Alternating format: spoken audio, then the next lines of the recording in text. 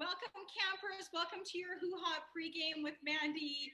Mandy, Grill Queen Fiore, we're calling her tonight. She is going to do one last paint session with you guys before we break for summer. Those of you who have painted with Mandy, you know and love her. She makes painting fun and easy. We have lots of laughs and we walk away with something we're proud of. Those of you who are new to camp, Mandy Stobo is a local artist here, known for what's called the Bad Portraits Project. She does amazing things, especially through the last couple months. So she's going to walk you through a step-by-step paint session where you guys are going to paint Guy Fieri and maybe one other thing. And then we're going to meet back again at 8 o'clock for our grill camp. So introducing Miss Mandy Stobo. Well, hello everyone who is ready to grill tonight. I hope you've got everything there. Your barbecue's hot, your oven's hot, you're ready to cook, right? But first, we're going to do some painting. Are you guys ready? Are you ready? I'm ready. All right, get your paint supplies out and your piece of paper. Here we go. All right, so what you're going to need is a piece of paper. Our first thing we're going to do here is the amazing badge that you're going to earn tonight. So I believe Rob is throwing that on the camera right now for you guys. So I'm just going to quickly go over the rules of Bad Portraits to do this badge, and then we're going to do a really awesome painting of Guy Fieri, right? Right. All right. So the first thing you need to do is get your Sharpie out.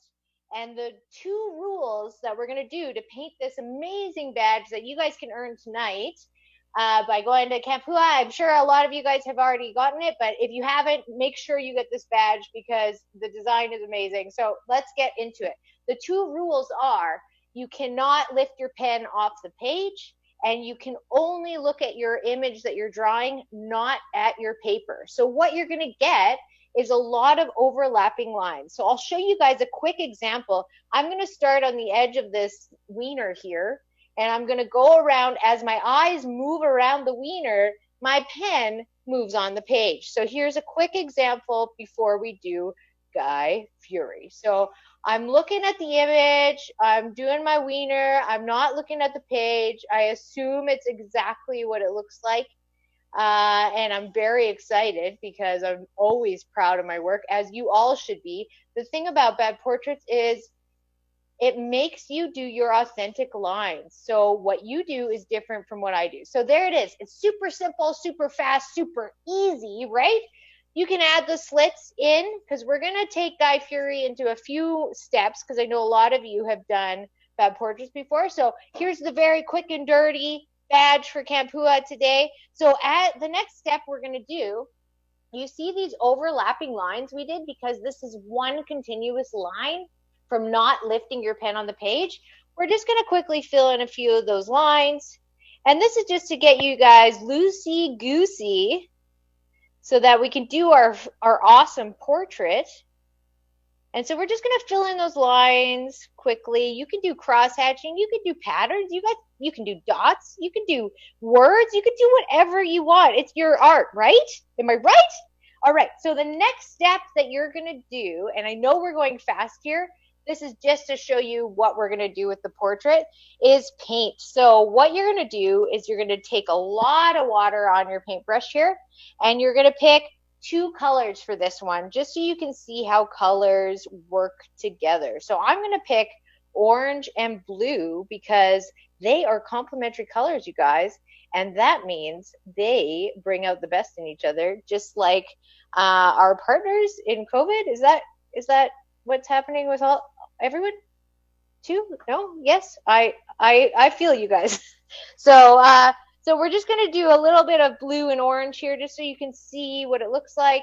We all have this painting of the badge, but it's really great to get the real badge on all of our jackets, pants, underwear, whatever, wherever we like to put our badges. So as you can see, I'm just doing a quick little paint. The next step, the last step of Bad Portraits before we get into the portraits itself is splatter. So you want to get a lot of paint on your brush, and you want to kind of tap it like, you know, maybe a cigarette or something else that you like to smoke, or anything that if you don't smoke. So you just hit it like that. All right. So that's our first one. How is that for everyone, right? Quick and easy, dirty, just like everything tonight. I'm Gal Fury. This is going to be amazing. Okay, are you guys ready though now? You guys know the rules to bad portraits. So I know a lot of you have painted with me before, and I know you guys are like, yeah, okay, Mandy, we've done this before. Let's get into the next step. So now we're going to break down the actual sections of a face. And the face is such a beautiful face. It's an amazing face. It's an incredible chef, an incredible man in the food industry. It's Guy Fieri, you guys. I'm trying to replicate what he does, and I'm getting closer. But so we're gonna pull up Guy Fieri's photo, and I'm gonna show you guys how to break down bad portraits into sections. Are you ready? Are you ready to head to Flavortown? Yeah, all right. So here we go. You get your next piece of paper, and then you're going to pull up your beautiful image of the man himself. I believe Rob is pulling that up for all of you, so you don't have to really worry about a thing. So the thing we're going to do is the same rules, you guys. We're going to do keep your pen on the page, and don't look at your page, only look at your photo.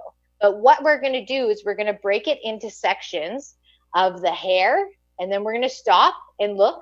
And then we're going to do the eye section, stop and look, and then the nose and mouth section. And then you can kind of, get a better spatial understanding of portraits after we've done portraits together before. All right. So here we go. I'm just going to start right here at the edge of his hair. I'm going to do his hair. And as my eye moves through his hair, I'm going to move my pen. But I'm not going to know what it looks like until I'm done that section. So here we go, you guys. Ready? Woo! All right, so I'm doing some spikes. He's got a really great style, I think. And if you guys don't know why we're doing Guy Fieri, it's because Father's Day is coming up, you guys. And it's hard sometimes to find a gift for your father, your husband, your wife, your loved one, anyone that you want to give a gift and celebrate on Father's Day. So why not give the gift of this incredible face to that one that you love, right? So there, I've done the hair. I lifted my pen, but the whole time that I was doing the hair, I didn't lift my pen. So now we're going to go and look at his eyes, and we're going to do the same thing. So don't lift your pen. Just look at the shapes on your image. Don't look at your page. So I'm going to start right here, where his sunglasses kind of start. And now I'm going to see what happens. Here we go, you guys. Woo! Can I get a hoo-ha? How many parties are out there? Hoo-ha! All right, so as you can see, we're doing a ton of overlapping lines. I'm just going to go over into his face, lift my pen. I did that section. So as you guys know, especially the ones that have painted with me before, we usually do the whole face in one go. So this is the next step of bad portraits. So now we're going to move into the section of the nose and the mouth. Are you ready? I'm ready. Woo! Okay, here we go, you guys. So I'm going to start at the glasses here, go down into his nose. So as I'm looking at his face, my pen moves on the page, but I'm not actually seeing what is happening on the page, which is the most fun because this is the way that you get to see your authentic lines, you guys. And your lines are so valuable and amazing and beautiful. And it's such a beautiful thing to see. So here's the teeth. The teeth are the worst. Here's the tongue. I'm not seeing what's happening. And I'm excited to see once I'm done. And boom, you guys, I've got a goatee and a nose and a mouth, right? So now all we have to do is fill in the sections of his beautiful cheeks, right? So I'm going to start at the top of his ear, do his ear quick, and move my pen around the cheeks and around to the other side.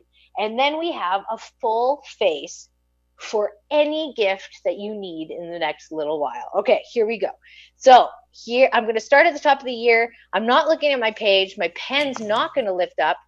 And I'm going to go into his cheek. I assume his goatee bottom is there. And into the other cheek. Oh, did you guys notice he's got an amazing hoop earring? Let's add that right now. And then down into the neck.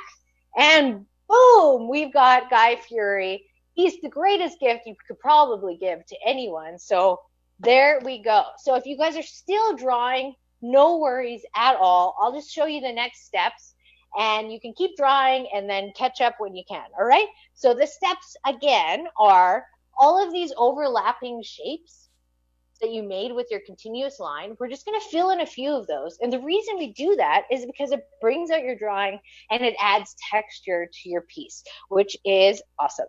So I'm just going to quickly grab a few of those pieces. And we're just going to do, you know, some patterns, fill them in. You can fill them in totally with Sharpie. You cannot. I know a lot of you guys are asking, like, why is Sharpie? Why are you doing this to us? Well, the reason is, you guys, is because Sharpie makes you have to accept your failures and mistakes. And what better time in life to accept things that you can't control? So that's why we're kind of moving through these exercises, because it gives peace for your mind, but it's also an amazing thing to accept. So I'm just going to keep going through some of these lines. As you can see, as I fill them out, it's bringing out his actual face structure and awesome personality, right? Yeah. So once you guys are done filling those in, take a quick drink with me, and then we'll move on to the next step. I believe you guys are seeing a really special thing that my friend Rob and I made right now. It's gonna be, I think, the next trending thing on Twitter. Yeah, let's see this, Rob. Let's play it. Are you guys ready for this?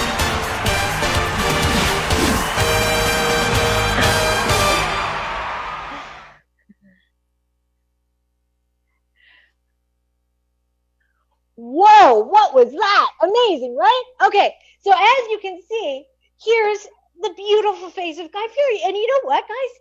Look at that. It's like I'm looking at a picture. This is amazing. All right, so as you can see, I filled in all of those shapes. The next step is the fun step. It's the paint step. So now I want you guys to go wild and crazy with color, because why not? And as you know, this is all watercolor. So paint anything. Paint your furniture, paint your clothes, paint your face. It's going to come off. Just let loose and party a little bit with the amazing people at Campua. So I'm going to start by painting his crazy awesome sunglasses. Obviously not as good as mine, but here we go. So I'm just going to paint a little bit of these sunglasses just to get that out of the way. Black is kind of the worst because it blends with everything, so you kind of want to do it first so it can dry. There we go. And then I'm going to take some colors to paint his face. So how I like to paint the face, I like to get a little bit of a brighter flesh tone, and I like to go into those spaces on your face that have shadows. So I'll show you on my face. So you guys see how, like, by my nose, under my eyes, and on the edges of my forehead, and under my nose and under my lip, there's some shadows there, right? So we're going to take that bright, bright color and we're going to put it in those places. All right? Ooh, here we go. All right. So I'm going to take this beautiful, beautiful pigment that I love. It's a little bit bright orange mixed with some yellow and red. And I'm just going to go into those places where the shadows lie.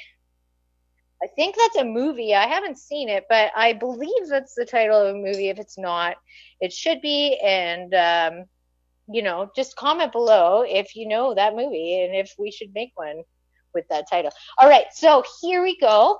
I'm going to take a lighter color now, a lighter yellow or skin tone or any color you like, and I'm going to do where the light hits the face. So that's on your cheeks, that's on your nose, that's kind of on anything that sticks out, right? And as I'm getting older, I'm noticing my nose is sticking out a lot more than anything else on my face. So maybe we're going to put some white on the nose because it allows you to see some depth. So as you guys can see, we're getting in there, we're covering his face. I can't wait. So one of the branding things of Bad Portraits is hair color. I never usually use natural hair color. I'm one for color love. So I really like to use bold colors. And as you see that his face is pretty pigmented with orange, kind of families of orange and yellow, I'm going to color his hair with blue because I'm a love for the color wheel. And I love to see these relationships happen, especially as we're watching our relationships happen during this exceptional time. All right, so I'm going to take a little bit of red for that spicy tongue. Woo! And now I'm going to get my blue and finish his hair. So here we go. I'm just getting a bit of blue. We're going to do all his spikes and beauty. There we go. I know once we send this to him on Twitter, he's going to dye his hair blue. And then we can all, rejoice that we influenced Guy Fieri, which is exciting, right? Anything that floats the boat right now is, worth celebrating. So here we go. I'm just keep going to finish up with blue here, getting all those spikes. I also kind of want to know what hair gel he uses because, as you guys can see, I tried to do my hair like his, and it's more of a floppy Flintstone look than a Guy Fieri look, but I'm very keen to know. I assume it's, do you guys remember that one in high school, and it was like yellow, and it was like, oh, what was that gel called? And it was like glue, really? Anyway, you guys can comment on what it is. I know you guys are knowing what I'm thinking. So I'm just going to grab some black, fill in a bit of his shirt. Oh, man, look at this guy. Right? And, I think I'm going to frame this in the bathroom of my father's house, which is really exciting for Father's Day. He's never going to see it coming. All right. So as you guys know, the last step of bad portraits before we get our hands dirty, smell all the amazing smells of incredible food, and learn how to grill like a pro. The last step is splatter. So during splatter, just like all of your, yoga classes and all of that, I want you to take a ton of paint on your paintbrush and just splatter the heck out of your painting. Let it all go. Let yourself out. This is the time to get dirty and have fun. So I'm going to start with his hair. I'm going to get a lot of paint on my brush, and I'm just going to splatter around his hair. I like to splatter the same color that is already painted onto the same color because I love that it adds a bit of texture and energy and wildness. But you can splatter whatever color you want, whatever you're feeling, you guys. Just go for it. You're the artist, which is what is the special thing about all of us, which I love. So now I'm going to grab a bit of those lighter tones for splatter. So as you guys can see, I know you guys, some of you might think I'm going too fast, but you guys can go back into this, watch it again, finish these steps. I know we're all excited. Oh, I do? Oh, you guys, I still have 10 minutes. Oh my gosh. I'm panicking because I think you guys are all like, thirsty to cook, which is amazing. I know I'm thirsty to drink with my ladies. So here we go. I'm just splattering some red on his tongue. And then I'm going to grab some splatter for his glasses. Actually, you know what? I don't think this should go to my dad. I think this should maybe go to Mel. This might be my best portrait yet. And there you guys go. It's Guy Fieri. It's awesome. It's going to Mel, our high hoo-ha. And I can't even wait to see what you guys cook. So before we get to that, I just want to say I love you guys. I hope you guys are doing so, so well. I know this is the craziest time, and we're feeling every kind of emotion every single second of every day, and that's okay. If you guys do need something to help your stress, this is actually a really good exercise to let your brain calm down. So if you take any item in your house, you can just do a quick blind contour drawing of it, and it actually just allows your brain to pause and refocus, which is awesome. So as you guys can see, I'm doing a painting every 5 minutes because I'm a little crazy. So I can't wait to see all of your Guy Fieris, you guys. And you still have 10 minutes to complete this painting. Please send it to at Camp Hoo-Ha and at Bad Portraits. I cannot wait. And I also want to hear who you're going to give this to, you guys. And it might not be bad if you guys recorded the reveal of the gift giving on Father's Day. because that's my favorite thing. During weddings, when I get to do bed portrait commissions, my favorite thing is the bride opening the gift and going, oh, thanks. So I want to see those videos. I love you guys so much. I can't wait to see you in September. Can I get a giant hoo-ha? All right. I love you guys. We're going to grill at 8 o'clock. You guys have a couple minutes to get your food ready and finish your paintings, and I'll see you guys.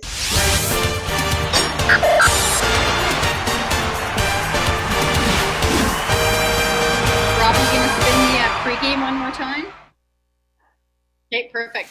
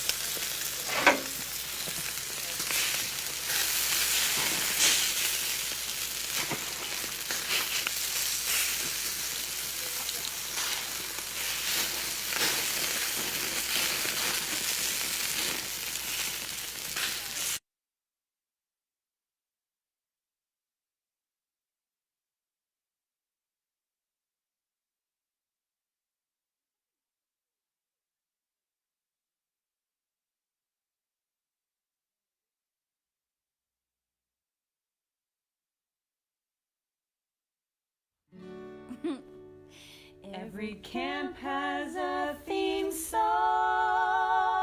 Love you guys. That requires you sing along. The more we keep on drinking, the better we'll start singing. If you like to drink, wanna learn to fix your sink, Seems like a functional thing. wanna earn some badges, and unite with other badges. Let's make a place that we belong. Sing the campfire hoo-ha song. We're going to camp. Hoo-ha, hoo-ha, hoo-ha. Yeah! Going to camp, hoo-ha, hoo-ha, hoo-ha. Yeah! Going to camp, hoo-ha, hoo-ha, hoo-ha. Yeah! Going to camp, hoo-ha, hoo-ha. Who are you? Are? You want the fun that camp brings, I do. but you really fucking hate camping. I do. Can make a craft or have a beer. Craft beer. You'll learn some useful shit here. That's what I hear anyway. Let's make a place that we belong and join the campfire hoo-ha song. We're going to camp. Hoo-ha, hoo-ha, hoo-ha. Yeah! Going to camp, hoo-ha, hoo-ha, hoo-ha. Yeah! Going to camp, hoo-ha, me-ha, what, hoo-ha. Going to camp, hoo-ha, hoo-ha. Hoo-ha, hoo-ha, hoo-ha, hoo-ha, hoo-ha. That's 2 minutes. You were right. That's funny. Hello, campers. Welcome to Camp Hoo-Ha. This is our 6th edition of our Camp Hoo-Ha at Home series. I am wearing my Ranger hat, which is something that I proudly wore at our Summer Jamboree last year, which has been postponed to 2021. There may not be summer camp, but I still got some campers I got to wrangle, so I'm going to wear my Ranger hat proudly and hoo-ha with you all tonight. I'm super excited. This is also the last event of our season 3. So we're going to get our grill on tonight. And at the end of the event, I'm going to share some updates with you guys about what's going to happen in the fall. I'm making plans where we've got hoo-ha plans in the making. So I'll update you guys on that. I know we've got a lot of regular campers that have been attending our in-person events or our online events. I also know we've got some newbies in the room too. So I also want to give you guys a bit of a hoo-ha lesson. My name is Mel McKay and I am your high hoo-ha. That's what they call me around here. Somebody else gave me that name, not myself. I started camp in 2017, oddly enough, to get us off the goddamn screens. And here we are back on our screens. But I started camp because I was a 42-year-old woman that was looking for friends, was looking for connection, and was looking for a space to just have fun. Not a place to talk about my kids, not a place to talk about my job, but to find a space where I could find women who were kind of badass and wanted to get together, learn some new skills, make friends, have fun, earn some badges, and drink some cocktails. So that's what I started in 2017. We started in Calgary, and over the last 3 years, we've gone to 12 other cities. We've got a whole bunch of other chapters up and running. And we run our summer camps normally once a year. We have field trips. And we just get together and create a space where we can just have a lot of fun. So I'm really looking forward to getting back together in smaller groups or whatever we're allowed to do and get back to touching, feeling, hugging, all of those things, hopefully soon. So that's a little bit of the camp story. So welcome newbies. I know that there's people joining from Manitoba, Ontario, BC. Welcome to you all. I'm excited to have you guys be a part of it. So tonight we're grilling, and that's been an event that's been on my radar since really the early kind of beginnings of camp. The problem with grilling is it's actually a really hard one to execute in a group format. So it's a really great one that we can deliver online. And since the early days of quarantine and COVID, when we were trapped inside our homes and cooped up and bored and it was cold outside, I kept giving myself this time to think about what can I look forward to? What is going to make me happy? What is the light at the end of the tunnel? And for me, it was like hearing a lawnmower, smelling some meat on a grill. Those were the simple things that I just really was looking forward to. And our yards over the last couple months have become our safe place where we can, get together with friends or neighbors and barbecue and just have a little piece of normal life in a time that has been far from normal. So this grilling one to me may seem kind of silly and frivolous, but it's been one of those things where it's a simple pleasure that I've looked forward to and has made me feel alive and normal and able to just celebrate these little kind of moments. So that's why we're grilling. Another simple pleasure that I'm super grateful for is tonight I've got my hoo-ha team sort of together with me tonight. J9 is writing a fucking song in the other room, so we'll bring her back in the room soon. But it feels so good to be with part of my group. We've got about 70% of our team here tonight. And our booze counselor is at home. Carla is home with a broken foot. She may be down, but she ain't out, guys. Carla is still going to do some wine notes from her gurney and Redwood Meadows. Yay, Carla. So we're going to have some camp songs with J9, some wine notes from Carla. And then we've also got the brilliant Mandy Stobo. We've got the brilliant Mandy Stobo who did her pre-game paint night. We love Mandy. She's going to be back in the fall for all sorts of things. So yay, Mandy. And then our camp counselor tonight, five-time camp counselor, Pierre Lemiel, who's been part of our summer camps. He's done a couple of our other regular events. We love Pierre, and I'm like, do we want to be grill queens or do we just want to watch Pierre grill? I don't know. We're getting a badge either way. So we love having Pierre. Campers love having Pierre around. So we've got Pierre in the house. And then our hashtag talent, Stacey Campbell, who's been part of a lot of our in-person events. She was our talent for our quarantine beauty hacks. She's going to be grilling alongside Pierre and just sharing some commentary about what's happening in the Campbell household, which I'm super keen to hear about. So we're going to throw it to Stacey for a bit. Hi, what do you I think that's about it. We also have Rob, who is our behind-the-scenes producer. You guys can't see him now. We're going to bring him out at the end of the event because he's always killing it with his hoo-ha styling. Rob is the one that's here to make our hoo-ha smooth. We want a smooth hoo-ha because there ain't nothing worse than a glitchy hoo-ha. Right, campers? So we've got Rob behind the scenes, making everything flow as seamless as possible. We do have people outside tonight, so sound might not be ideal. But we're doing our best to make this grilling event as good as it can be. So I am going to throw it to J9. Can you grab the J9? We're going to bring J9 out for a couple of camp songs, then we'll go to Carla, and then we're going to grill some shit. So, the J9!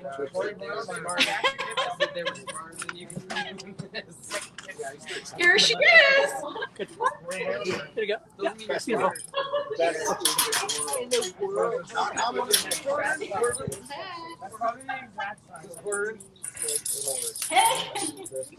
Hey, campers, pull it up!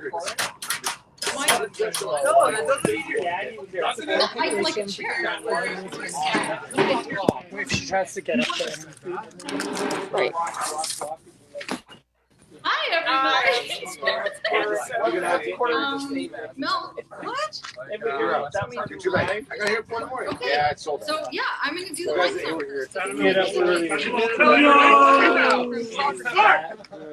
So what place? And because the other song I just wrote for for. Let's do this one. Call me and make me I love Aaron Franklin. All right. Okay, I've got a minute. Jane's gonna do her song right now. Okay, Maybe we'll put her just on. attach her to the other side. She wants out. Yeah, she Should we just attach her on the other side? We're good. We got a minute.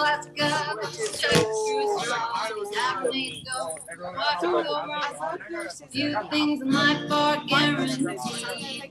sentence. Yes, indeed. What goes up must come down. What goes in must come out. There's not. Come a long, long way since that fateful day. I'm practically a sommelier. It's not about the bottle or what's inside. The most important thing about a glass of wine is who is by your side. Short hiatus and Is that on the never bench? On the bench?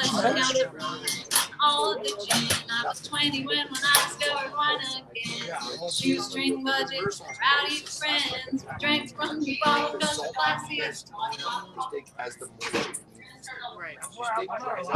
Rob can hear me. He's laughing. Oh, yeah, that's great. Facebook can't hear me. They can hear me on Facebook. It's just a steak. It's gone, but the steak looks different. The composition of the steak is different from when you started, right? Keep singing. You saw the steak before. How about if I bring this laptop? I don't want to drop it on the ground. You saw the steak. So just pick up where I was. I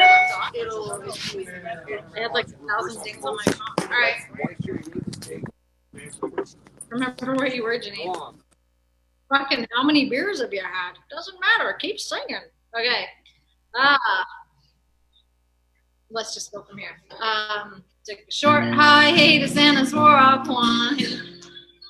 Oh fuck. Short hiatus and I never drink again unless you count the rye and all of the gin. I was 21 when I discovered wine again. Shoestring budget, rowdy friends. We drank from the bottle cause we're classy as fuck.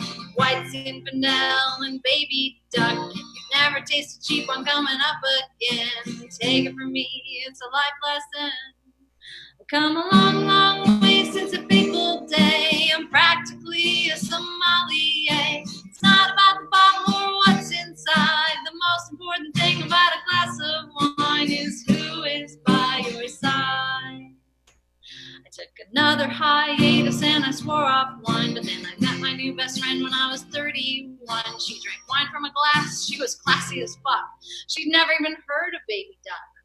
She talked about tannins and said wine had legs, paired it with cheese, chocolate and figs. She compared different regions and varietals. I smiled and nodded thinking, what are those? I've come a long, long way since a fateful day. I'm practically a sommelier. It's not about the bottle or what's inside. The most important thing about a glass of wine is who is by your side. So I bought a corkscrew and a narrator. I even got a real wine refrigerator. Long stem grasses and a drink Merlot. Chardonnay and Pinot Grigio. I got a glass decanter and a real nice rack. I mean, for the wine, stay on track. Liquor there is for the perfect pour. You won't see me drinking out the bottle no more. Some restrictions apply. See fucking quarantine COVID bullshit for details.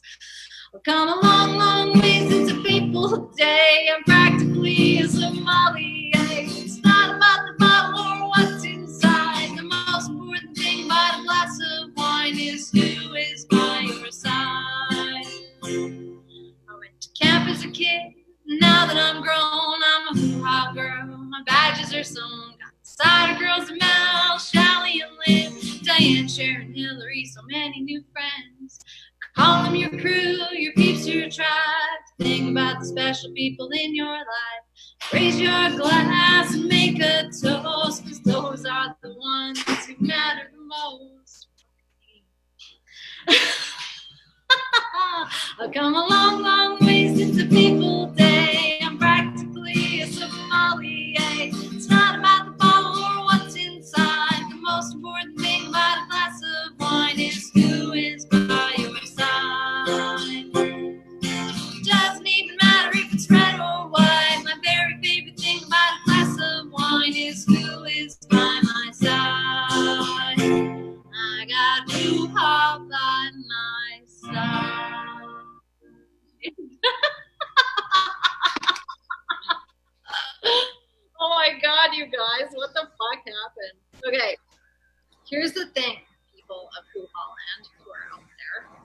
I'm gonna sing one more song. I need a drink. It's over there. Okay, so this song is inspired by the 8 beer I've had today. And the fact that I'm losing my grill in the divorce. So, it's a good one. You guys, I just wrote it 2.5 minutes ago. It's called Get Out of My Grill. Oh my God, you're all terrified. Nobody's heard it, not even me. I'm about to sing it for the first time in front of a live audience. It's gonna be great. So, you know, like if you're a woman.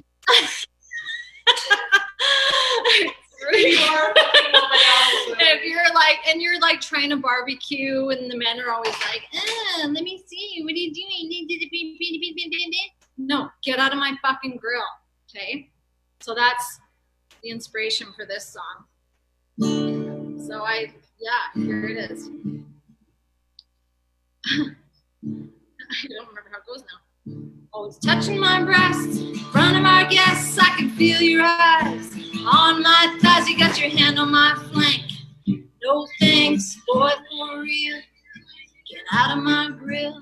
You brag about your dry rub to boys at the club, but if I had a choice, I prefer it moist. Stick a fork in me, hun. I'm done, boy, for real. Get out of my grill. Chocolate makes diamonds, will you spend time on making you love me? Kissing and hugging me, now I guess we're even. Cause I'm vegan, boy, for real. Get out of my grill.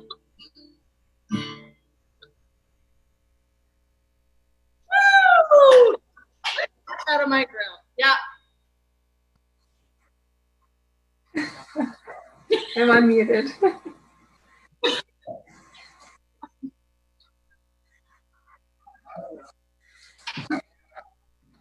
Are you gonna mute me though? Bye everybody, I love you.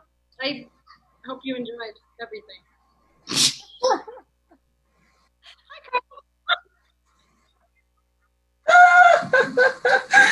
Oh my God! Hi, campers. I am I'm still laughing at the unbelievable J9. Actually, she's the one and only J9 as now. And that was awesome. You lost me at breasts right at the beginning, girl. It was so good. So hey, campers, how's it going? I got some really bad FOMO right now that I'm not down at the tool shed with the team, but you know, my team here, they said it's a no-go, and I listen to what they tell me. You know, I think it's the smart thing to do. So I'm coming to you live from where all the magic happens in here. And believe it or not, the magic is still happening. It's still happening. Because when you got a club foot, and the club foot causes you to do nothing but lay on your back, it's called the starfish. And you're all familiar with the starfish. I know you know this one. I can't really go anywhere. This sounds exactly what we've done before. So I'm golden. Don't you worry about me. Like I said, I'm down, but I ain't not out. So I'm pretty excited to talk to you about my little wine pairings tonight. I'm going to do a little bit of wine, and then I'll do a little bit of beer, because Pierre's got some awesome tool shed beers going on in his cooking tonight. So, you know, I really struggled at first, the first week.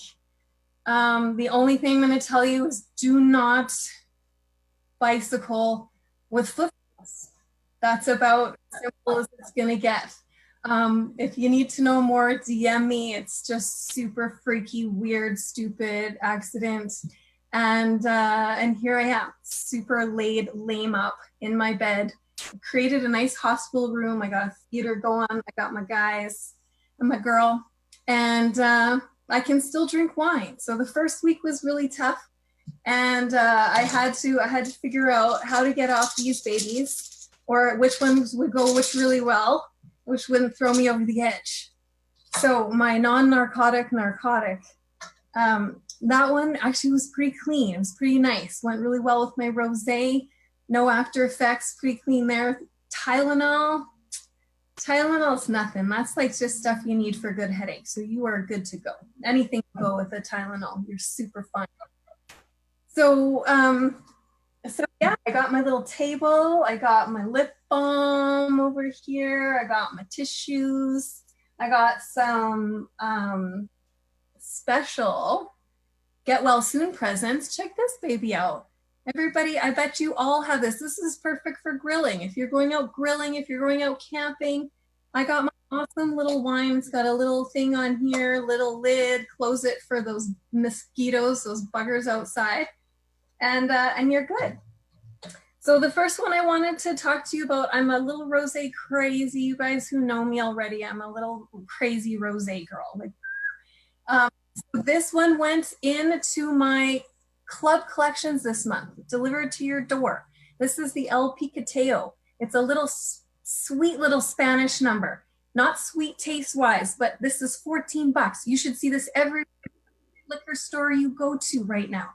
And it's a really nice color, a little darker. This one's actually been sitting on its skins for about 12 hours. So that's, you remember from Wine Ed, rosé color comes from how long it's macerated sitting on those skins. So this one was about 12 hours, got a great color, really fruity, really nice, super hot to trot with your appies and your grills. So give that one a go. I just love, love, love it. And you should be finding it cheap in every liquor store. Okay. The red one that Mel put out that's going to go with the grilling. Oh, it's a cab. It's a Cabernet. This one is big. So I picked for tonight, this is my little favorite baby. This is called the Ultraviolet Cabernet out of California, out of Napa. So I wanted to pick this one for you guys tonight. You don't have to be a wine person. You've probably already heard that Cabernet pairs well with steak.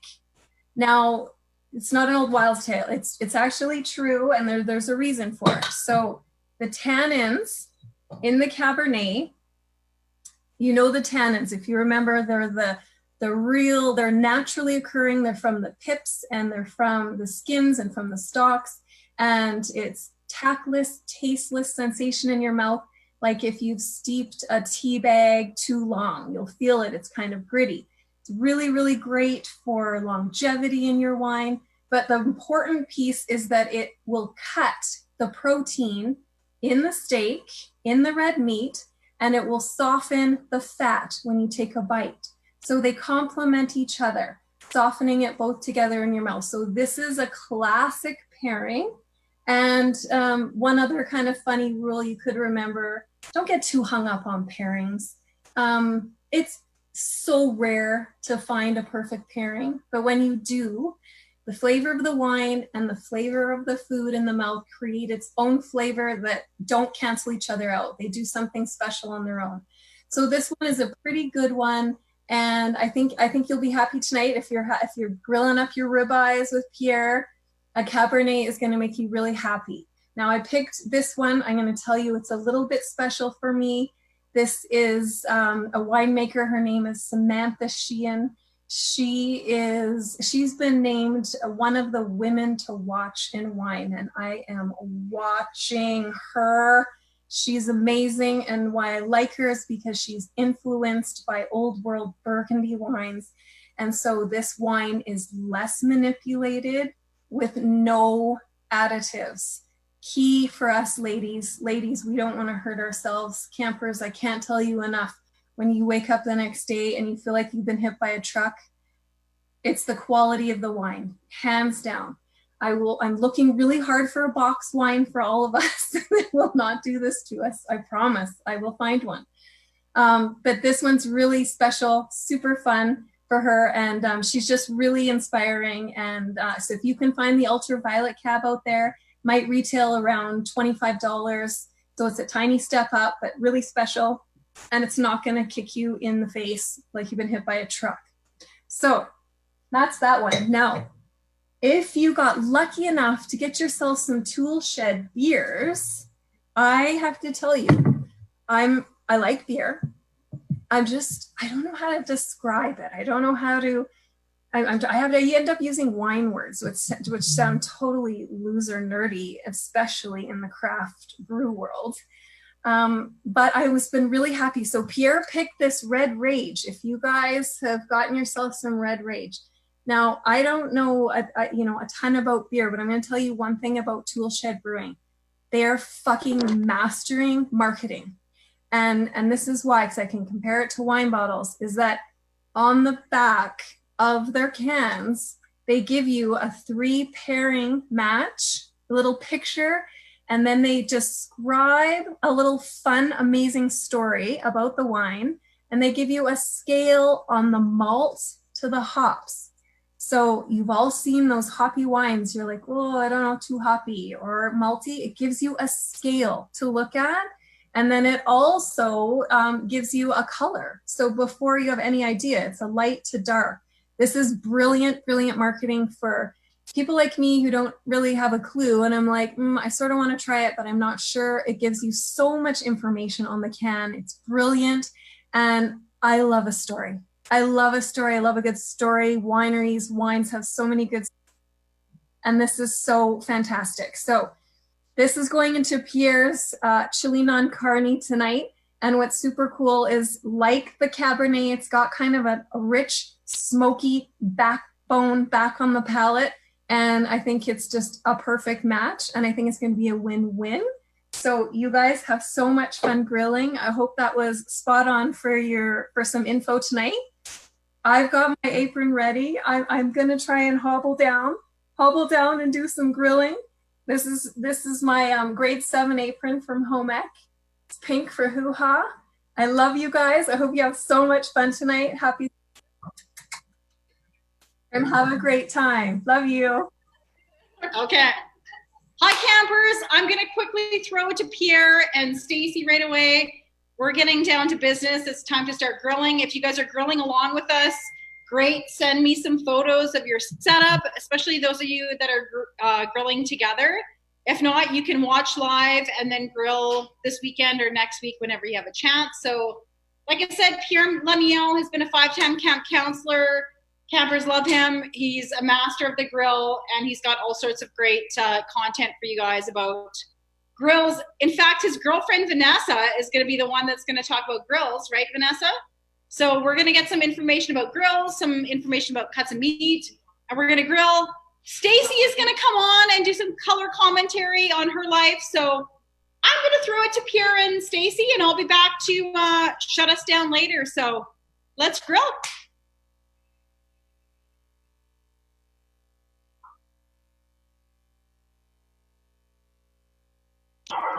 Yeah, good to go. Yeah. Beautiful. Are we going? Hey, campers, how are you? I'm here at Toolshed. I'm outside in the parking lot. There's benches everywhere. People are drinking beer around here, which is a really cool place to be in. We've borrowed their grill tonight, which is really, really exciting. It's a beautiful portable grill, and it's kind of deluxe. So even if you're working on your hibachis at home, that's okay. Stacy, how are you doing over there? You looking good? Yeah. Stacy's going to be grilling along with me, and she's going to do her best to keep up. Okay. So she's going to do her best to keep up with the cooking tonight. Stacy, let's check out your backyard setup. I'll do my best. Well, back here I got a barbecue on that I rarely turn on, and a table here where I put out some meats and food that Mel dropped off today, and we'll see how things go. Normally I order barbecue off Skip the Dishes, so this will be fun. Okay, Stacy, I'm going to give us some really some instructions just to get going. We're going to get started. You guys have all seen what the menu is tonight. So we've got a chili non carne for vegetarians. We're going to put that with our ribeye steak, but we're going to talk about cooking other cuts of meat as well. In the meantime, Stacy, let's get started on cooking the first thing. And what we're going to do is, now that your oven is or your grill is preheated, we're going to take all of our vegetables, starting with the tomatoes on the vine, big, beautiful tomatoes like that. Just going to fire them on there. Yeah, just get them into the flames, get them burning, get them charring. This has been preheated a little bit. I just put some fresh coal on, some fresh wood on. So what I'm trying to do is actually find the place that is not on fire. I don't want to be cooking directly on flame. I'd rather be cooking on charcoal that's hot and red. So I'm going to look for those spots. While our tomatoes are on, we're going to get started on a couple other veggies. The next ones will be peppers. So Stacy, just take a look here. I want you to be following along safely since we're going to be using a knife.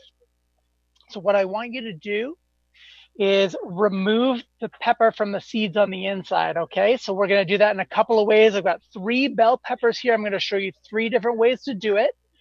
One will be more progressively challenging than the other, and the last one will be very, very fancy and very flourishy. So the first one we're going to do is really simple. We're just going to cut down the sides just to the side of the middle. So we get nice slices off there, like that, leaving the core in the middle like so. And then we can just take these nice big pieces like that, fire those onto our grill, and really all we're trying to do there is burn them. We're going to put some char on the outside. So what's that? Inside or outside?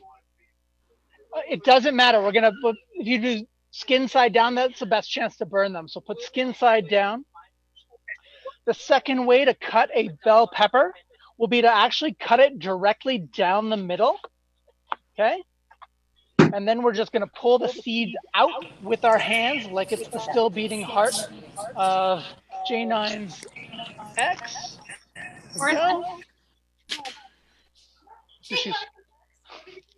Okay, and I got a little bit of dirty bit in there, so I'm just going to cut that out.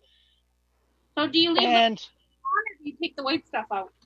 Yeah, you can leave some of the white stuff in. Nothing in there is poisonous. It might be just a little bit bitter, but nothing really to worry about. So we're going to take those, again, skin side down, straight onto the fire. Next one I'm going to show you. So Stacy, I'm going to wait until I can see that you are ready to watch this one because it's a little bit fancier.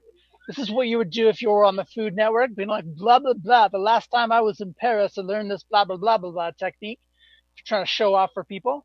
And that's just to take your knife like so, okay, cut down the side, and then you're just going to kind of hover it right above the cutting board until it all cuts off in one strip like that, with the seeds down the middle like so.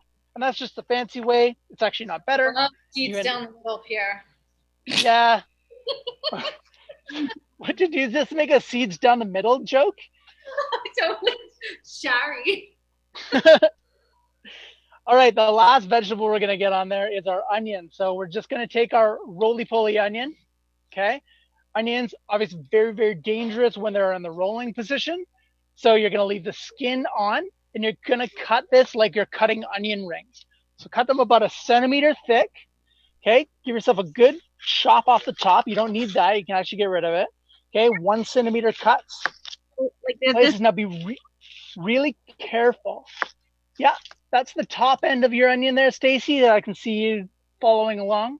So you're going to cut it like you're cutting onion rings. Okay, so what you'll end up with is rings by the end of this. And don't try to be a hero. This does get a little bit tricky as we get towards the end there. So don't risk your life to cut an onion. Okay, we want tears from the onion, not from the blood. Okay. I left the skins on. Those are going to fall off real easy afterwards, after it's been cooking for a little bit. So I'm not worried about that at all. Now, Stacy, I'm going to check in with you and see if you have any questions for me at this juncture. It's so fast for me. So I got the sweats. My nipples are hard. I'm really uncomfortable by this process, but I'm in it with you. So let's do it. Stacy, you're breathing real hard here for this early in the cooking process. Are you okay? Is there anything we can do? Get you a drink? I mean, grilling is hard work. It's hot stuff. I mean, is there anyone there that can help you? No, I'm alone other than my 6-month-old daughter. Can she help you? And this man here on my drink. I mean, I think my problem is that I started drinking quite early and I haven't had any dinner. I don't see that as being a problem, Stacy. I think that's really going to benefit your food in the long run. So I wouldn't worry about that at all. Oh, I'm quite out of shape. I don't know if you realize. Stacy, just keep on keeping on. I think you're doing fine. Right now, we can take a little break, take a breather while this cooks. And again, we're just trying to burn these vegetables, which sets the bar very low. So as long as these come off the grill burnt in any way, shape, or form, you're doing the right thing. So you're fine. Here, I got a question for you. Go on. Hit me with a question. Tongs. So I got these tongs, and I got these tongs, and then I got these tongs. Which tong to use? So from what I can see in that video that you showed me, 2 of them are silicone on the ends, and then one of them is all metal. They both have spring back, which is good. You never want the tongs that like are limp and end up being closed. You want them to spring open. So that's an important thing. Also, the bigger your tongs are, the more you're compensating. Okay, so if you can handle smaller tongs close to the fire, that means you're not really compensating. But the bigger your tongs are, the more you're compensating. This is nothing but compensation, okay? Go ahead and compensate. I could have this much confidence, but I have this much confidence.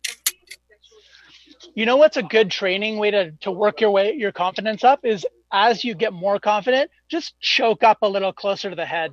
My husband says that to me all the time. Yeah, choke up closer to the head. It's much more comfortable for everybody. Yeah, perfect. That's hot. Yeah, that's hotter. The closer it is to the head, the hotter it's going to get. Yeah. Ain't that the truth, buddy? Okay, now that we've got things burning on the grill, let's talk a little bit about some barbecue stuff. So I've got this barbecue is a charcoal grill. Okay, there's a couple of schools when it comes to barbecuing. There's barbecuing, which is ambient temperatures, temperature all the way around your food. That's like rib smoking, brisket, pulled pork shoulders. That's that kind of barbecuing. What we're doing is a different thing. It's called grilling, and grilling is direct heat. Okay, so we've got heat coming from one direction, from the bottom up. Okay, instead of from all directions. So we've got heat coming up here. This makes a lot more sense why Corey wants a new grill. He wants a new grill or a barbecue. I don't know. He said he wants something new, but then really I realized when I fired this puppy up, he wants a new one because this one's dirty, and that's just how we roll. That's so that dirt is just flavor from all of your previous cooks. The only way to get rid of that is just crank your barbecue up nice and hot. Get one of those grill scrapers, scrape it off once it's hot. But otherwise, don't worry about it being dirty. You're never going to get back to stainless steel. Keep those racks in the grill. I got wood. It's good. So that's a scraper of some sort. Or is that a sex toy? Is that a paddle? I mean, I like to buy utensils that are double different. So that one's like really, you could use that 3 ways. I mean, now listen, this is not COVID advice. It's really important that you keep your kitchen tools and your sex tools separate in different places. Don't put your sex tools in the dishwasher. Okay, that's not the place to wash them. Although a lot of people do recommend that. I'm not gonna lie, those full silicone ones, they can go in the dishwasher. Are we talking about the sex tools or the kitchen tools? The silicone is very universal. Universal. I mean, really, you can have some things that can also. If you're using them for dual purposes and both in the kitchen and the bedroom, that's your choice. It's really what. Hey, speaking of all that kind of stuff, I heard that, and this is sort of in leading up to Father's Day. This whole grilling idea is you can grill for the father in your life, the son in your life, the man that you would like to cook for in your life, whether it's your dad, your husband, your baby daddy, other forms of daddies, which I never understood. But you've got a really special gift coming up for your guy coming up. Tell us about that. I'm going to flip some vegetables. That's cool. Maybe I should toss some vegetables. For the man in my life for Father's Day, thank goodness Phase 2 and part of Phase 3 is launching. because I have booked Corey in for a vasectomy. He's very excited. That is fantastic. That's you're not going to be a Father's Day anymore. Father's Day gift. And really, Corey, you know, we really gotta practice some safe exercise. Absolutely. Vasectomy is the gift that keeps on giving. Again and again and again, really. And it just is a whole lot cleaner. So Oh no, it's about the same amount of mess. Just so you know. It's not cleaner. A vasectomy takes about 1% of the mess away, and that's about it. So it's going to be just as dirty as it ever was. I mean, literally, figuratively, you can get a lot dirtier for sure. Peppers too? Yeah, we're going to flip all these veggies here just to get them charred all the way around, get them burnt everywhere. Beautiful. Awesome. Hey, look, this is my lovely assistant. This is Vanessa. Hi. She was with me last time when we did our cooking demo. And now there's a few things people were requesting. I wore the same outfit that I wore at the last cooking demo, but the problem with my outfit last demo was that it was dark, it was poorly lit, we had low quality camera work, and so it was cute. Now that we're working in high res and well lit, it's not cute. It's also not food safe. Also, that's a fire. That would be very close to some dangerous stuff back there. And I don't know if you've ever smelled hair burning, but it's not very conducive to a delicious meal that you're about to eat. Nobody wants your quarantine curl to burn up. Don't you worry. My quarantine curl? That's the quarantine.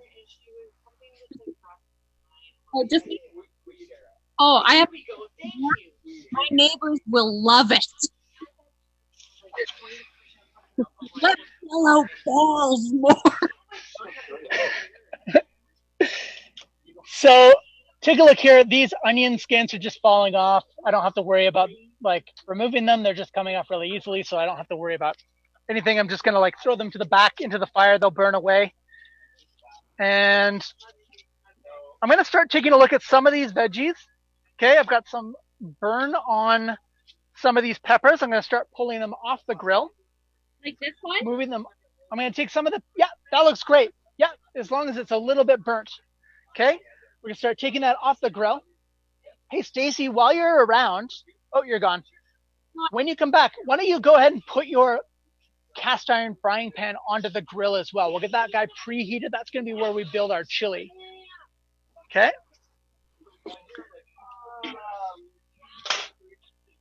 Now I've got these hot peppers. They're piled up on my cutting board. I'm just gonna give them a really, really rough chop. Okay, just like that. Stacy, I don't want you looking at the screen while you're cutting. Please, I want you to look at the food that you're going to be cutting. I don't want you to accidentally slip a finger in there. Yeah, that was that was an innuendo. Please don't slip a finger in while you're cooking. I mean cutting. There we go. Now, these guys are, as they're getting cut up, I'm going to start moving them into the frying pan. The frying pan's preheated for me. It's not preheated for you, not a problem. Don't worry about it. You'll catch up as you get a chance. Now I'm going to start pulling the onions, have a nice little burn on them. And those guys. Yours, go. Mine aren't as burnt. That's okay. Those are not a grill, right? Burn them more, Stacy. Quit fucking up.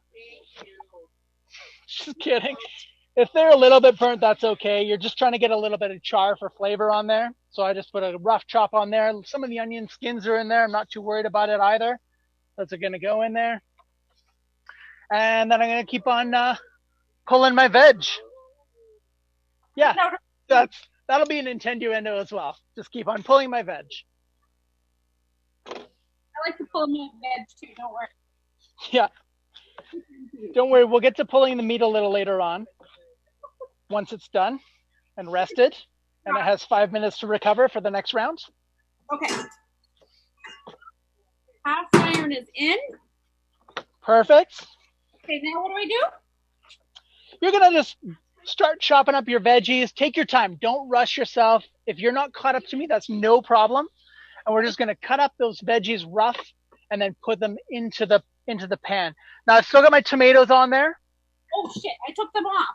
Fuck. That's okay. No, it's okay. Don't worry about it. Do I put them back on? How do they look? Do they have a little burn on them? As long as they're a little bit burnt, you're fine. The skins are just peeling away as they do, you know? Yeah, that's totally great.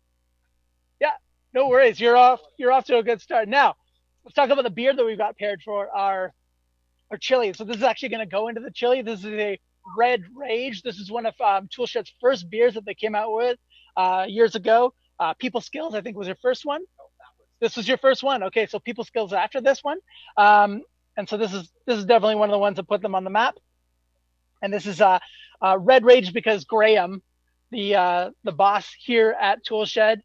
Yeah, do you want to come over? Here, you can pour it in. This is his grill. So Graham is you can see he's got a tinge of the ginge, which is what the Red Rage came from. So go ahead and crack that beer open, and we're gonna pour that right in there. Pour it in? Yeah, pour it all in the pot there.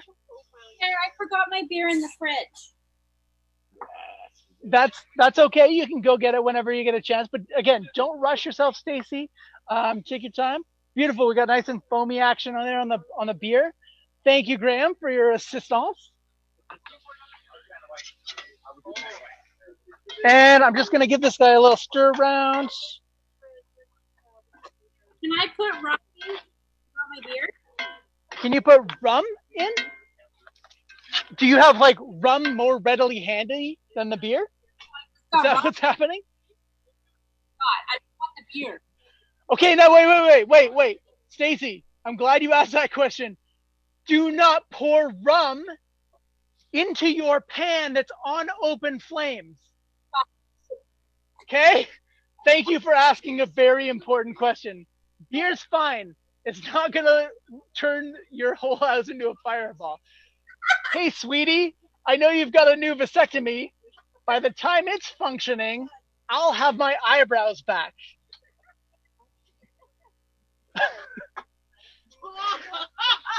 So, next, I'm going to pull these tomatoes off of the grill here.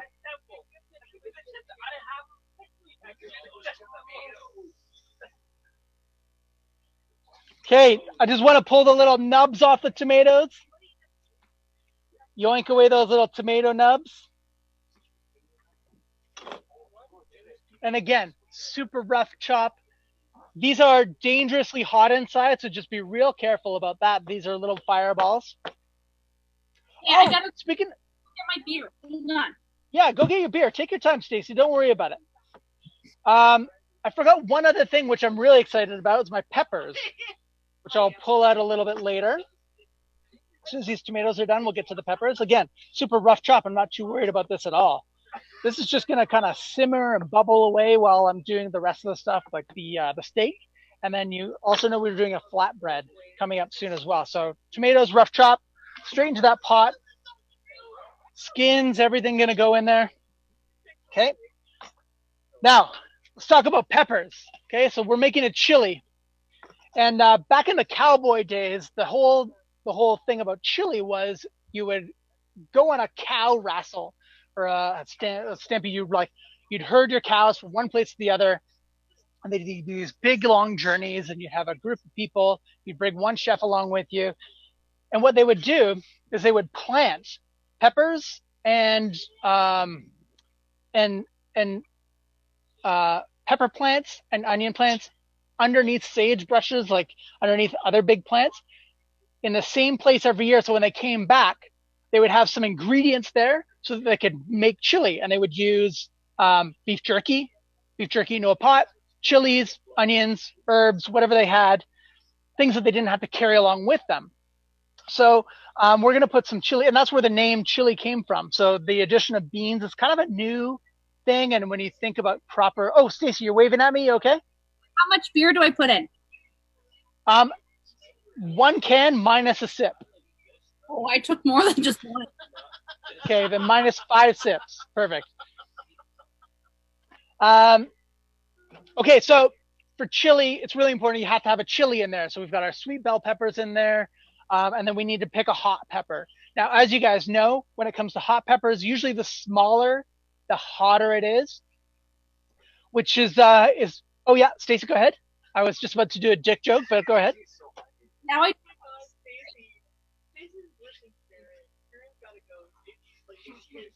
tomatoes now? Fuck, that's really hot. What? Stacey, pull it together. What are you talking about? Wait, tomatoes in that thing? What are you saying? Oh, just chop them up really rough. If you cut them into 8 pieces, between 8 and 12 pieces. And then you're going to put them into the frying pan.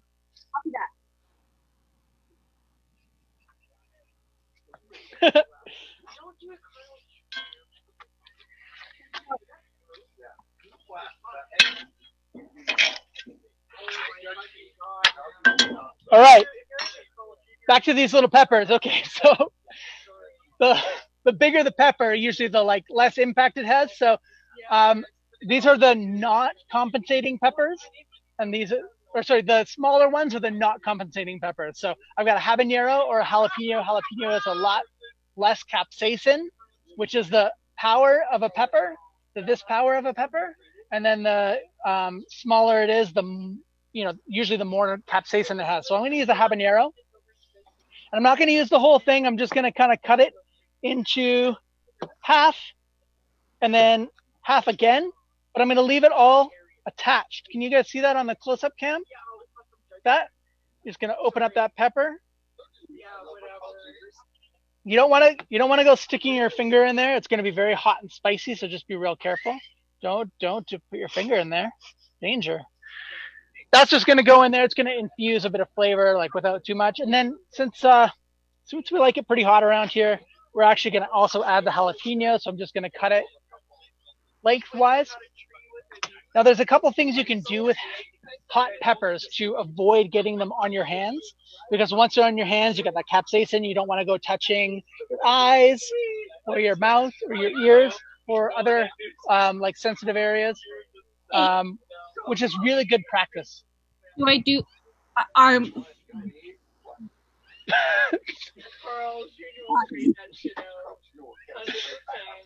Sorry, take a drink, Stacey, and then get to what you're asking. I'm more behind, and I'm scared of this.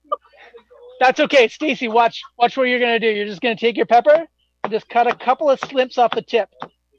Okay, just a few, just the foreskin off the tip of that. Okay.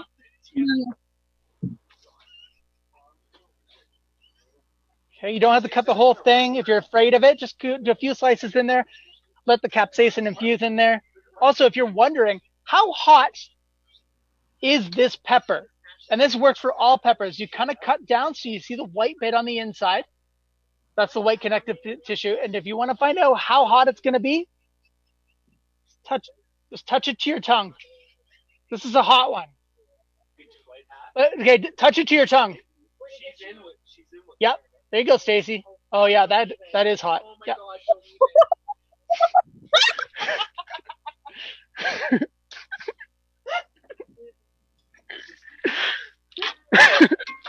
All right. 2 more ingredients for my chili. Okay. Chili powder. Okay, liberally sprinkle. Chili powder isn't spicy. It's just got all those really nice flavors like cumin and other chilies in there. And then the last ingredient, Rob, you're able to do those splashy things, right? So we're gonna add salt to this, but do you guys, as campers, do you guys know the rule about adding salt to food? Right? So there's one rule when it comes to adding salt to food. Only add salt if you want your food to taste delicious. Otherwise, don't worry about it. Plus, we're gonna do a little Salt Bae just because whatever. Okay, there we go. Hey, what salt do you use? With the salt or the kosher salt? I'm using kosher salt. Now, here's the thing about salt. salt tastes like salt. It doesn't really matter what kind of salt you're using, whether it came off a Himalayan mountain goat, if it's pink, if it's out of the sea, if it was, from dehydrated body sweat. It doesn't really matter. Salt is salt. It's going to make good things taste better, and it's going to make bad things taste less bad.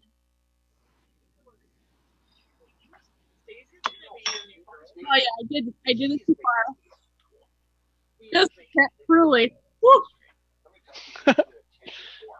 Okay, is that pepper working out okay for you? Now, I completely lost track of time, so I don't know where we're at in the time-wise things. Mel, does someone want to give me a time check? Let's talk about meat. Okay, I've got my ribeyes here, and then ribeyes are just your best marbled piece of meat, which means they've got nice fat in them. They've got a bit of connective tissue throughout. What I like to do with all of my meat first is bring it to room temperature. So let it sit out for an hour, even if it's not covered. As you can see here, I've got it on a wire rack. That's going to dry out the whole surface. And that's going to be nicer for the surface browning. We're going to get nicer browning on the surface if we have it dry before it goes in. Now, there's a big question about whether to salt your meat first or salt your meat after. There's a lot of schools of thought about this. I read a really kind of dry research paper about this one time that said Gary's got 20 minutes. Got 20 minutes? Perfect. I'll hurry this up. So it doesn't really matter whether you salt first or you salt afterwards. It's whatever you feel personally, your personal preferences. I prefer to salt afterwards. And the reason is because it doesn't draw moisture to the surface, which salt does pull some moisture out of the meat and onto the surface. And then it doesn't allow it to brown and crust as much. So I like to keep it dry. And there's only two things I like to put on my meat. I like to put salt on, and I like to sometimes put pepper on. What's that? Salt in it. Oh, it's vacuum sealed again. What the hell?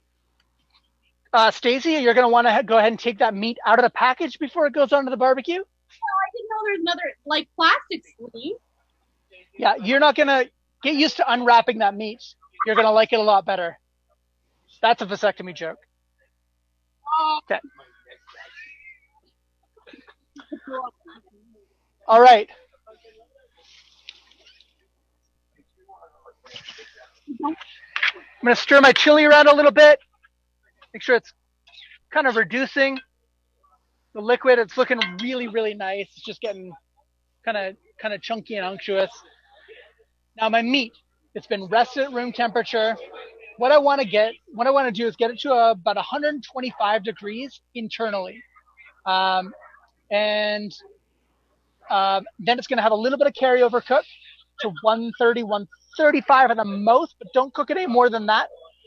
And certainly no well done steaks. Otherwise, there's no point. Right. Well done and done well are opposite things. Okay, so well done, done well, opposite things, not the same thing. Okay. So I don't salt my meat then? It doesn't matter if you do salt it or don't salt it first or after, as long as you get salt on there at some point, but it doesn't matter. If you prefer to salt first, salt first. If you prefer to salt after, you can salt afterwards. It actually doesn't make a difference. One thing that I recommend not doing on your grill, when you're grilling meat, you've got direct heat, which is different than barbecuing, which is ambient. So we're talking about direct heat. Don't put a rub on your meat, okay? It's just going to burn on the outside and char. Nobody likes a dry rub, okay? Nobody wants a dry rub, Stacy. You're not in high school anymore, guys. Get over the dry rubs. Come on. Exactly. So now my grills are on the heat, or my steaks are on the heat. We're going to let them cook, and I'm going to bring up my next thing that we're going to do, my next ingredient. Okay. This is the naan. This is the bread. This is the beer bread that I sent you guys a recipe ahead of time for. Now, these were made ahead of time. I rolled them out flat, and they're just going to grill up super quick on the barbecue, about 3-4 minutes aside. Okay, I'm going to get a couple of these on just so they're cooking. I'm still going to circle back and talk about meat a little bit more. I feel like we're skipping over that a little bit quick, but we'll get back to it. Okay, I'm just looking for a hot spot on my grill. Go, that looks pretty good right there. And I'm gonna do 2 of these. I got 2 questions. Yeah. What do you do with the pre-cooked focaccia from the store? Oh, get the focaccia here. Get the focaccia here. I have garlic there. Was I supposed to put that on the barbecue? Don't worry about the garlic. Garlic's going to be added to your butter. We're going to make some garlic butter to go on our flatbreads. I don't have butter. I'll get butter? Yeah, get butter. Get garlic. Make some garlic butter. What I did ahead of time was, and Stacy, I want you to be careful with that bread on there. It looks very flammable. It looks very robust and strong and dry and sturdy. So just be real careful with it. It looks combustible is what I'm trying to say politely. So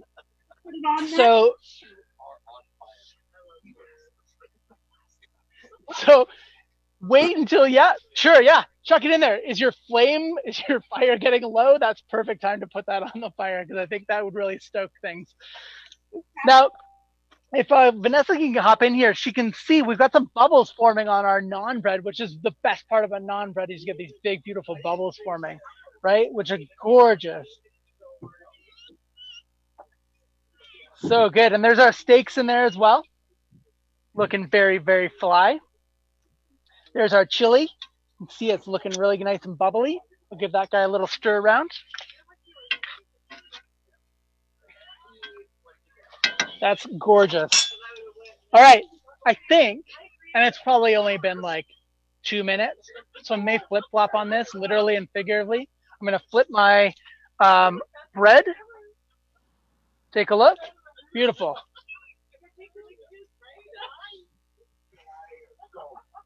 Yo, look at that one. That one's about to bust. Look at this thing. This thing is exceptional. Yeah. Whoa, look at mine. It is exceptional. Stacy, I'm just glad you're not using Wonder Bread because that stuff would light up on fire, probably. Highly, highly flammable. How do you know when to turn your heat? I never know when to turn your heat. What's the question about heat? No, when do you turn the meat? That's a great question. Yeah. So depending on what kind of cut of meat you're cooking, you are going to look for a bit of that moisture coming to the surface on the top, and then you're going to flip it back. Now, here's the thing about cooking meat. It's actually okay to go back and forth a couple of times. Grill marks are underrated. Okay? What's more important, underrated, what's more important on meat is to have browning across the surface. That's called the Maillard reaction. Yeah, have a shot of, are you just drinking rum right now? Rye, buddy, rye. You gotta, on my hoo-haws, I drink rye. Okay, so you had a full hard bar ready to go at your cooking station, but you didn't have the beer that was an ingredient, but you've got the full hard bar. Okay, that's great. This is the first thing you've done right today, Stacy. Just kidding. You are doing really fantastic, but that is really exceptional. That makes up for store-bought naan bread, for sure. Whatever. We don't be judging the moms, okay? Just here's some.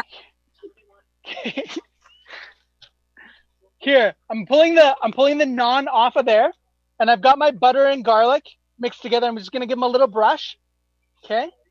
Hey, let me brush my naan. Yes. Give them a little brush. Get them nice and buttery. Get them greasy. And I might actually put these back on the grill just at the last second to reheat them.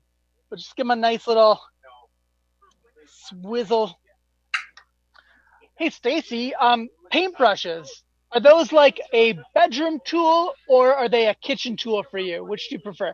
Paintbrushes in the bedroom or the kitchen? Well, before I was married with my first husband, now that I'm a mother,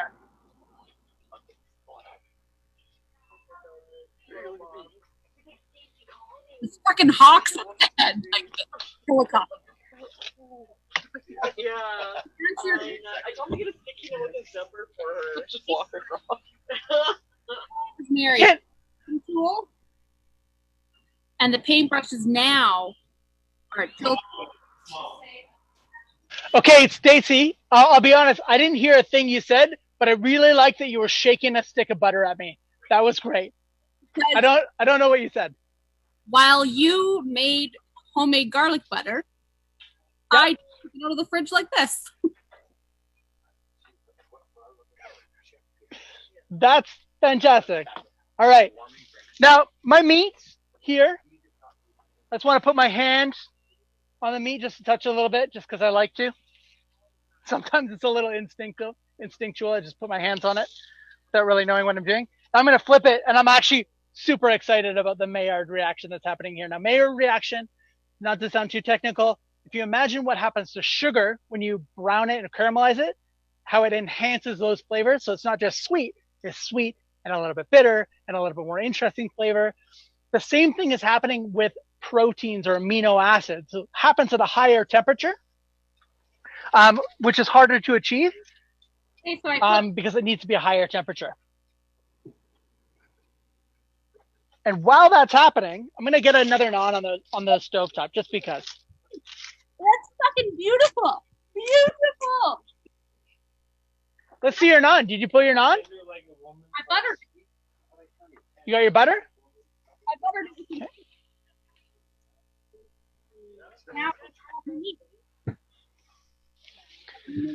Now, there's only one way absolutely for sure to know that your meat is cooked properly, and that's by temperaturing the meat. So I've got a really dirty, shitty meat probe. This is a gorgeous meat probe that Graham has lent me for tonight. So I'm gonna use it. This is new, but I'm going to, and this is another man's probe, so I'm not used to using it.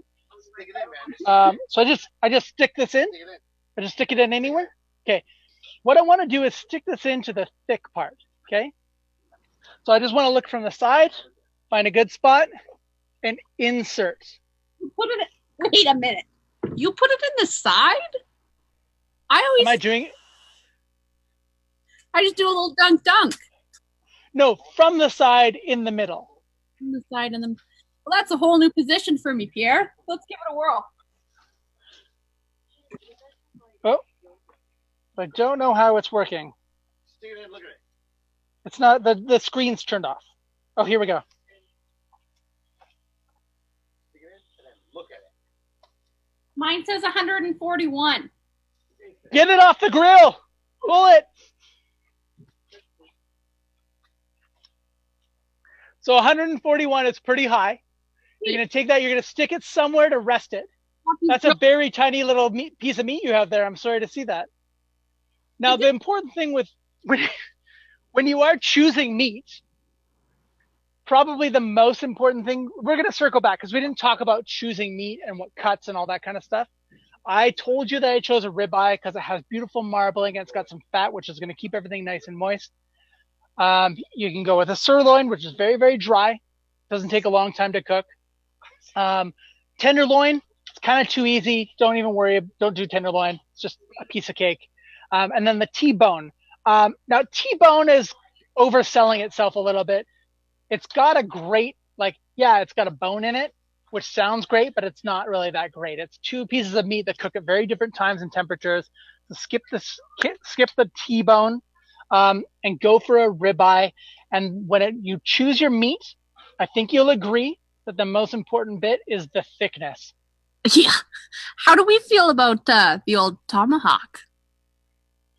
Tomahawk is a beautiful, beautiful cut. It's a really great display piece.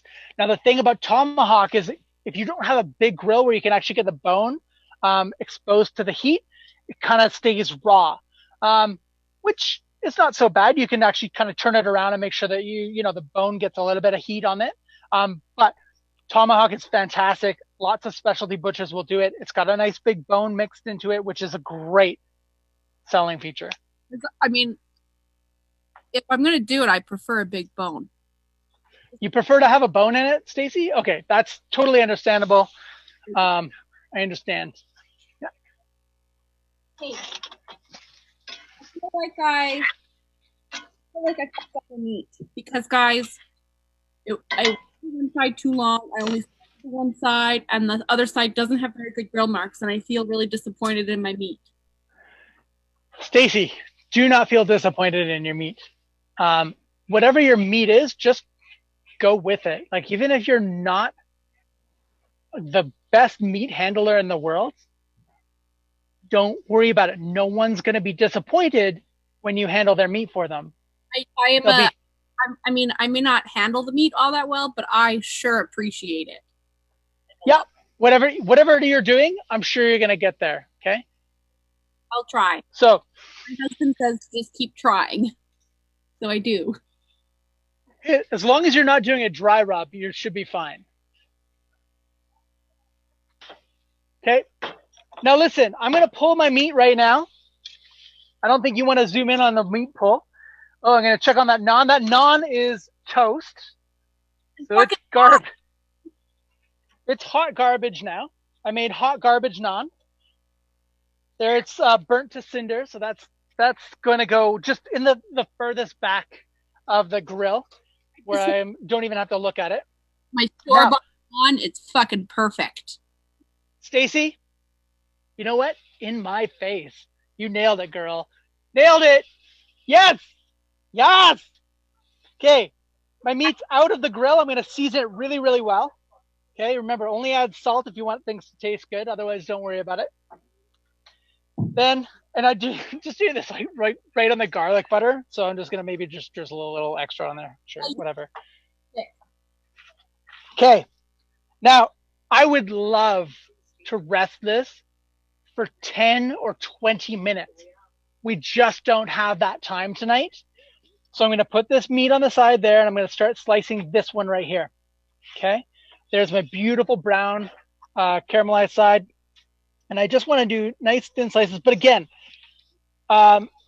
you don't want to cut this now. You want it to rest. Okay. Like, you don't want it to have blood gushing everywhere. A little bit of blood's okay. I'm not shy with a little bit of blood, but you don't want blood all over the place. You don't want it to look like a murder scene. Otherwise, that's not attractive. That's why I mean, what's that? Yeah, you don't want to have a towel to mop it all up. You want some of it to stay in there. Now, I'm okay to eat it. I prefer to eat it if there's a little bit of blood, but I don't want to eat it if there's a ton of blood everywhere. Okay. Yes, he wants to eat a ton of blood. Yeah. So I'm going to serve up a couple of these. I've got little tiny trays just to do a little sampler for Vanessa and I. And I'm going to go over here. I'm going to grab a little bit of chunky. I have another question. Yeah. If you cut just the tip, does that ruin the rest? Of the hot pepper? No, of the meat. Like, if you cut the tip off before it's fully rested, does that like ruin the resting process for the rest of it? It's a legit question, not like an innuendo question. Okay, because to me it sounds like you're asking about circumcisions versus not circumcisions. Okay. Not like I will volunteer if she needs a sample. Jesus. So I didn't catch that last bit, but I will talk about slicing meat and serving it versus not slicing the meat and serving it. So if you want to just serve your steak and not cut it, that's totally fine. You don't have to do that at all. I'm really just cutting it because there's two of us and we have to eat this kind of like standing up here. And there's just a few of us here. So if you want to serve just that whole big, beautiful steak on a plate, gorgeous, absolutely fantastic. And what I would do is take that big steak on a plate, little pile of chili in a bowl on the side, and then the naan bread on top of that.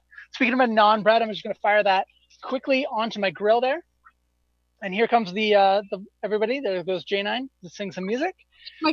And my steak. And then I'm just going to take 3 slices of that steak, put it on top of the chili. Okay. I'm going to get all my accoutrements. And accoutrement is just a way of saying shit on top, garnishes. So I've got, I'm going to do some sour cream. These are all the things you would normally put on a bowl of chili.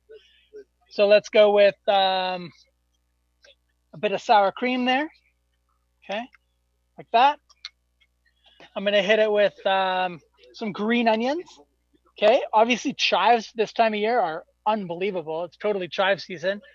Did you know that the chive flowers on top, the little purple things, once they bloom, you can totally eat those. So you can break that little flower into little tiny flowers, serve those on top as a little garnish. I've got a little bit of just raw green cabbage. I thought I'd throw that in just for fun. And I'm gonna serve this with a wedge of lime. So you can do a little bust of flavor on there. Do a little squirt of deliciousness. And then I'm gonna go with some cheddar cheese out of here. Here we go. Now these are really small portions. Obviously you'd play this out on a big plate. But that's a nice little kind of sampler for just the two of us. And we're gonna grab some of our naan there, which is freaking gorgeous, by the way. So this is using beer. So we use tool shed beer in this naan. There we go. It's real good when you dip it. Yeah, absolutely. Those nice tomatoey stuff. That's kind of the point. You got to have a nice sloppy chili and then something to slop it up with. My husband nothing more than sloppy chili. Does your husband prefers it sloppy? Is that 2 kids, man? There's no. Okay. So guys, this is our grilling 101. Again, some things that are really important. Get yourself a temperature thermometer. Cook your meat to 125 at the most. Let it rest. Get a thicker cut of meat. The thicker, the better. Thicker means juicier. It means it's going to be taking up more room or less room on the grill, but more hitting the sides, if you know what I mean. And I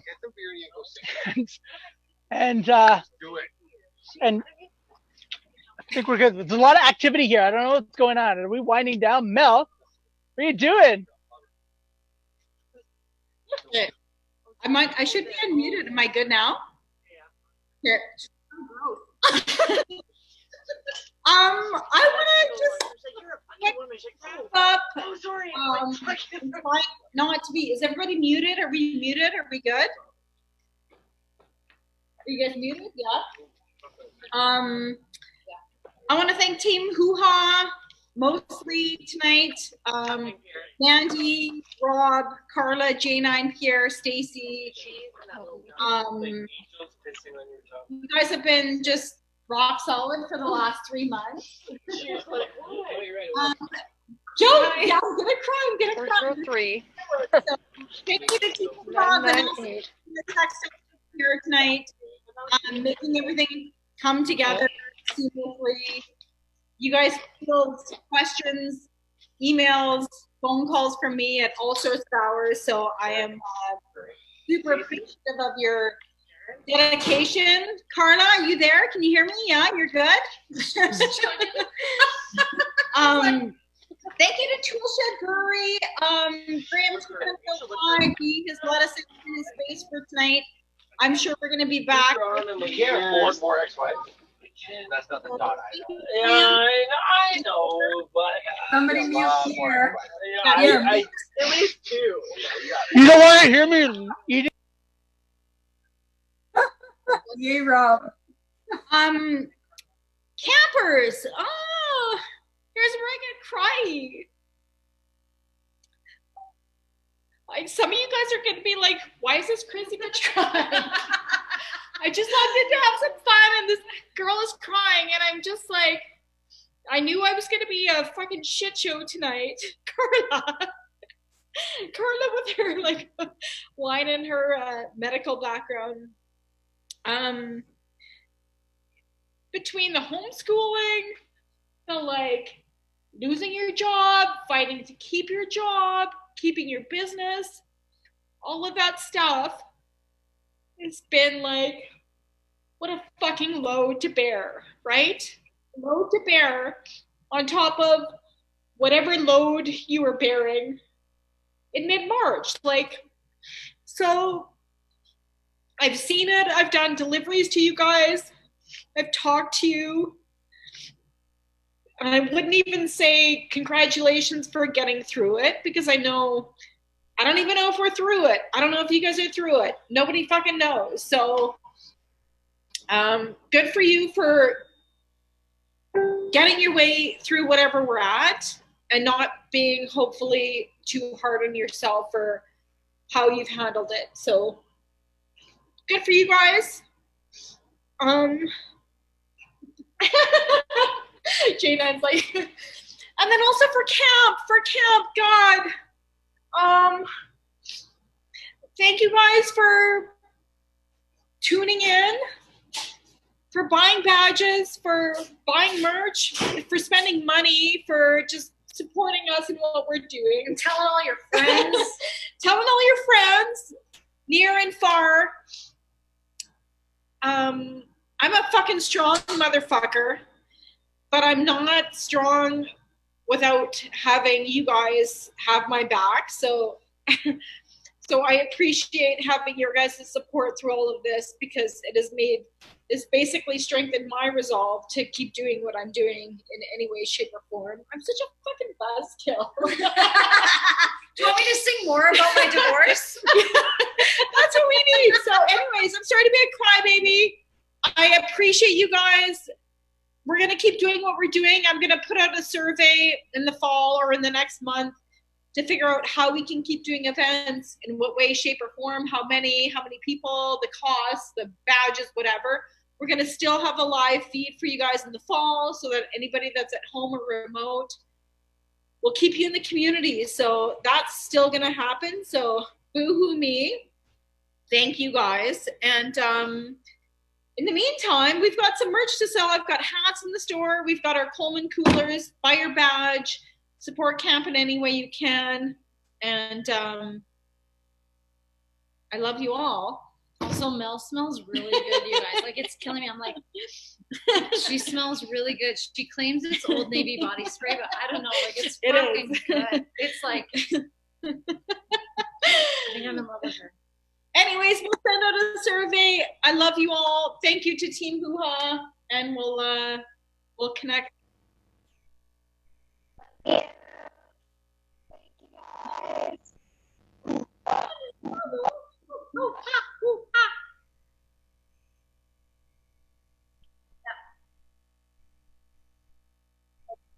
I think we're done.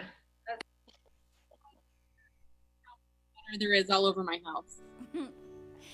Every camp has a theme song that requires sing along. The more we keep on drinking, the better we'll start singing. You like things? Wanna learn to fix your things? Wanna earn some badges and unite with other badges. Let's make a place that we belong and sing the Camp Our Hoo-Ha song. We're gonna camp hoo-ha, hoo-ha, hoo-ha, yeah! We're gonna camp hoo-ha, hoo-ha, hoo-ha, yeah! We're gonna camp hoo-ha, hoo-ha, hoo-ha, yeah! You want fun that can't spring? I do. But you really fucking it can't spring? I do. Can make a craft or have a beer. Craft beer. You'll learn some useful shit here. That's what I hear anyway. Let's make a place that we belong and join the Camp Our Hoo-Ha song. We're gonna camp hoo-ha, hoo-ha.